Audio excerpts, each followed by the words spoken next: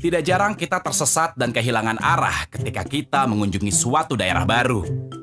Dan kondisi itu akan semakin menyulitkan apabila kita mengunjungi suatu wilayah yang tidak banyak penghuninya, seperti saat kita mendaki gunung atau memanjat tebing.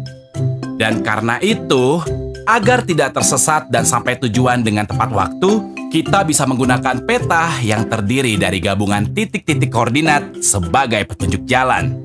Pertanyaannya, bagaimana asal-muasal kita memahami lingkungan sekitar sehingga kita bisa menciptakan teknologi peta yang membantu kehidupan sehari-hari?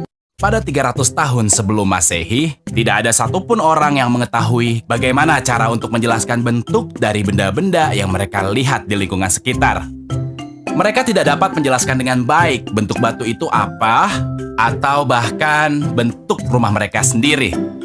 Sampai suatu hari, Euclid memberikan cara yang sederhana untuk menjelaskan bentuk-bentuk benda yang ada di sekeliling mereka, yaitu dengan menggunakan titik. Sebuah titik sangatlah kecil, sehingga kita tidak dapat mengukurnya. Titik sendiri bukanlah sebuah lingkaran, dan titik tidak memiliki bentuk dan tak berdimensi, atau yang disebut dengan dimensi nol. Kita tidak dapat bergerak kemanapun ketika berada di dalam sebuah titik. Kita tidak bisa kemana-mana.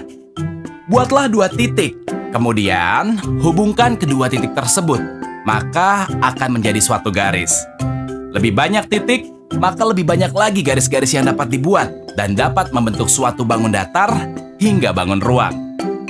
Melalui beberapa titik, kita bisa menentukan jarak, panjang, arah, bentuk, dan sudut untuk mempermudah kita menjelaskan bangun ruang yang ada di sekitar kita.